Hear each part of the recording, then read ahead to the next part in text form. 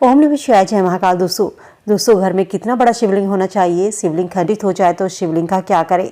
घर के पूजा स्थान पर हमें कितने शिवलिंग रखने चाहिए? शिवलिंग को गमले में रखें या मंदिर में? घर में कैसा शिवलिंग रखना चाहिए, धातु का या पत्थर का? दोस्तों हमारे सनातन धर्म में प्राचीन धर्म शास्त्र शिव पुराण में शिव पूजा से जुड़े कई नियम बताए गए हैं।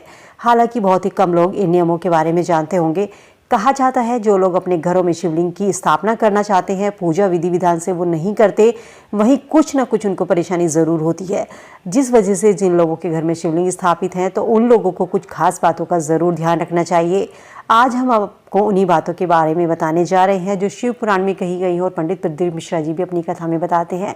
सबसे पहले यदि आप अपने घर में शिवलिंग स्थापित करने की सोच रहे हैं तो इसके लिए आकार का ज़रूर ध्यान रखें कि घर में कितना बड़ा शिवलिंग होना चाहिए। दरअसल जब हम अपनी मुट्ठी बंद करते हैं तो जितना अंगूठा हमारा बाहर निकलता है तो हाथ के अंगूठे के बराबर शिवलिंग घर में रखना शुभ होता है। ध्यान रखें, इससे बड़ा शिवलिंग आपको अपने घर में नहीं रखना चाहिए क्योंकि ऐसा करने से घर में वास्तु दोष बढ़ता है। वहीं शिव पुराण के अनुसार शिवलिंग के साथ में देवी पार्वती, भगवान गणेश, कार्तिकेय और नंदी की छोटी सी प्रतिमा जरूर रखें। कहा जाता है इन सभी की संयुक्त रूप से पूजा करने से जल्दी ही शुभ फल की प्राप्ति होती है। कितने शिवलिंग हम अपने घर के मंदिर में रखने चाहिए?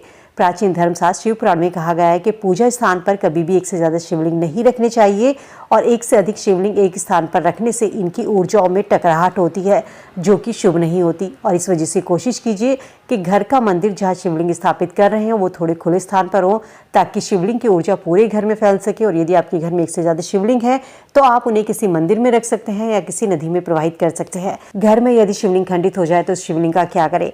शिव पुराण के अनुसार शिवलिंग परमपिता महादेव का निराकार स्वरूप है। इसका अर्थ होता है जिसका कोई आकार नहीं होता। और यदि शिवलिंग हल्का सा खंडित भी हो जाए तो आप उसकी पूजा कर सकते हैं। जी हाँ, पूर्ण रूप से यदि शिवलिंग खंडित है तो आप उसे मंदिर में या कहीं पर नदी में प्रवाहित कर सकते हैं या किसी मंदिर में रख सकते हैं और उसके स्थान पर आप अपने घर में नए शिवलिंग की स्थापना कर सकते हैं। लेकिन शिव प्रतिमा महादेव का साकार रूप है और अगर ये थोड़ी सी भी खंडित हो जाए मूर्ति तो इसकी आपको पूजा नहीं करनी चाहिए और इसका विसर्जन करना अच्छा माना जाता है। शिवलिंग को गमले में रखना चाहिए या नहीं? कुछ लोग शिवलिंग को तुलसी के गमले में रखते हैं। तो दोस्तों शिवलिंग को कभी भी तुलसी के गमले में नहीं रखना चाहिए, ना ही वहाँ पर इनकी पूजा करनी चाहिए। वास्तु की माने तो तुलसी के पौधे में शिवलिंग को कभी ना रखें। पौराणिक कथाओं के अनुसार तुलसी का पूर्व जन्म में नाम वृंदा था और वो जालंधर नाम के एक राक्षस की पत्नी थी। जालंधर के अत्याचारों को देखकर भगवान शिव ने उस राक्षस को मार डाला और तभी से शिव जी को कभी तुलसी दल नहीं चढ़ाई जाती, ना ही शिव की पूजा में तुलसी शामिल की जाती है। और इसी वजह से तुलसी के पौधे में शिवलिंग को रखने से मना किया जाता है क्योंकि ऐसा करने से घर में अशांति का वास होता है। घर में कैसा शिवलिंग हमें रखना चाहिए? कहा जाता है नर्मदा नदी से बहने वाले पत्थर अक्सर शिवलिंग का आकार ले लेते हैं। माना जाता है इन पत्थरों की पूजा करना, घर में स्थापना करना सबसे शुभ होता है। अगर किसी धातु से बना शिवलिंग अपने घर में रख रहे हैं तो उस शिवलिंग पर उसी धातु के नाग भी साथ में ज़रूर होने चाहिए।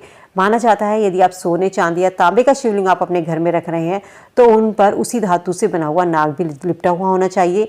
ज़्यादा बड़ा शिवलिंग पूजा घर में नहीं रखा होना चाहिए। माना जाता है शिवलिंग यदि आप अपने घर में बड़ा रख रहे हैं तो ऐसा करना आपके घर में वास्तु दोष हो सकता है।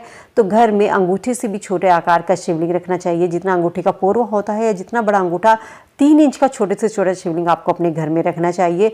उसे आपको अपने घर के मंदिर में रखना चाहिए। गमले में शिवलिंग को भूल कर भी ना रखें। भगवान शिव का पूजन करते समय उन्हें केतकी के फूल, सिंदूर, हल्दी या तुलसी अर्पित ना करें। भगवान शिव को हमेशा चंदन का तिलक अर्पित किया जाता है। तो दोस्तों यदि आपने अपने घर में शिवलिंग स्थापित किया हुआ है या करने की सोच रहे हैं तो शिव पुराण के अनुसार और पंडित प्रदीप मिश्रा जी की कथा के अनुसार आपको अपने घर में शिवलिंग रखते समय इन छोटी छोटी सी बातों का जरूर ध्यान रखें, वरना आपको मुश्किलों का सामना करना पड़ सकता है। इसलिए पूजा घर में शिवलिंग रखते समय इन बातों का जरूर ध्यान रखें और कोई भी गलती ना करें, वरना भगवान शिव आपसे रुष्ट हो सकते हैं। तो उम्मीद करती हूँ वीडियो में दी गई जानकारी आप सबके लिए यूजफुल होगी। वीडियो से आप लाभ जरूर उठाएंगे। भगवान शिव के भक्त हैं तो कमेंट सेक्शन में हर हर महादेव लिखना ना भूलें। चैनल पे पहली बार आवाज़ सुन रहे हैं तो लाइक, शेयर, सब्सक्राइब करना ना भूलें। चलिए मिलते हैं नई वीडियो में नई जानकारी के साथ। तब तक स्वस्थ रहिए, खुश रहिए।